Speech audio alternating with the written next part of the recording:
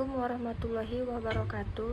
Saya Vidya Fardana Daulay dengan NPM 1804-3040 dari Agribisnis A1 Pagi ingin mempresentasikan hasil dari tugas yang telah diberikan oleh dosen hukum agraria.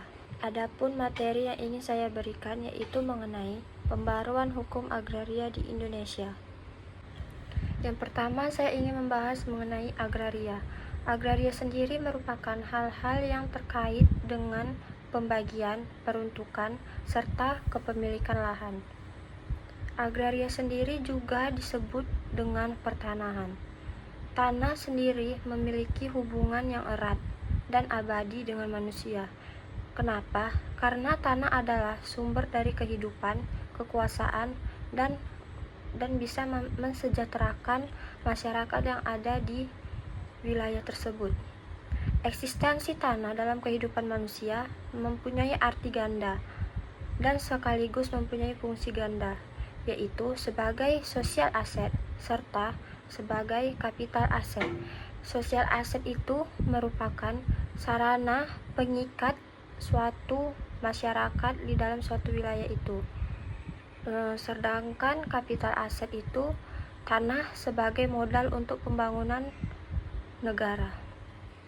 Lalu adanya hukum agraria. Dari hukum agraria itu muncullah kebijakan pelaksanaan Undang-Undang Nomor 5 Tahun 1960 tentang Peraturan Dasar Pokok-Pokok Agraria atau UUPA, yang dimana ruang lingkup dari UUPA ini yaitu bumi, air, ruang angkasa, dan kekayaan alam yang terkandung di dalamnya. Setelah itu, membahas pengertian dari hukum agraria sendiri. Hukum agraria itu sering juga disebut dengan hukum tanah, yang dimana hukum tanah ini merupakan suatu bagian dari hukum tata usaha negara. Istilah dari hukum agraria ini dalam lingkungan administrasi pemerintahannya dibatasi pada perangkat perundang-undangan yang memberi landasan untuk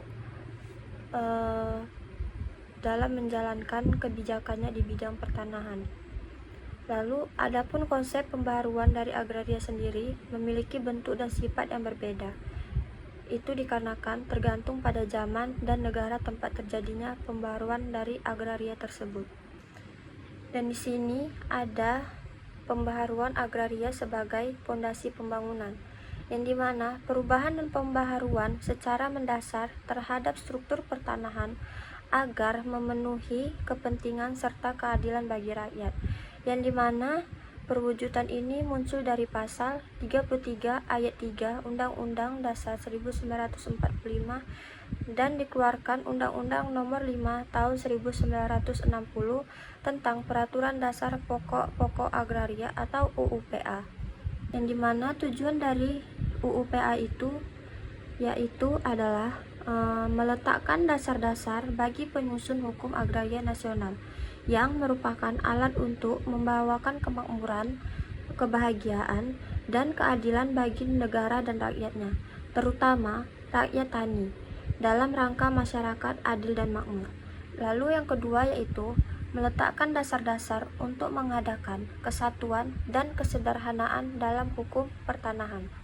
Lalu yang ketiga yaitu meletakkan dasar-dasar untuk memberikan kepastian hukum mengenai hak-hak atas tanah bagi rakyat yang sederhana. Adapun tujuan dari pelaksanaan reforma agraria ini atau perubahan agraria ini yaitu menata kembali ketimpangan struktur penguasaan dan penggunaan tanah ke arah yang lebih adil.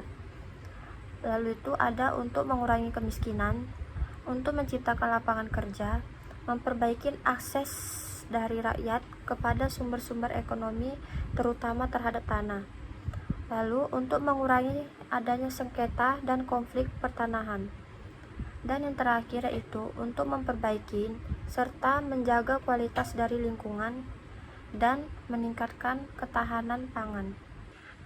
Dan mengapa pembaruan hukum agraria itu perlu dilakukan? Pasti memiliki alasan, yang dimana alasannya itu dikarenakan Tanah sendiri itu merupakan aset dari bangsa Indonesia yang bisa menjadi modal dasar untuk pembangunan menuju masyarakat adil dan makmur maupun sejahtera.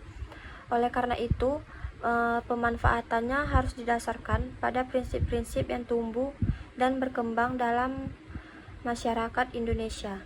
Dari pembaruan agraria ini, perlu adanya strategi atau agenda yang dilakukan terhadap BPN RI untuk mewujudkan tujuan ini. Yang dimana yang pertama yaitu adanya penataan dan penguatan kelembagaan dari BPN RI.